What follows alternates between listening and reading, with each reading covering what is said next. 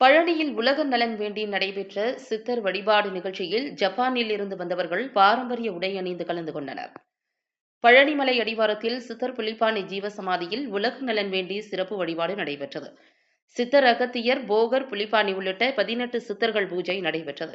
சித்தர், போகர் மற்றும் புலிப்பாணி எழுதிய ஓலைச்சுவடிகள் வைக்கப்பட்டு சிறப்பு பூஜை செய்யப்பட்டது. தொடர்ந்து வேத மந்திரங்கள் முழங்க 100க்கும் மேற்பட்ட மூலிகைகள் பயன்படுத்தி யாகம் நடைபெற்றது.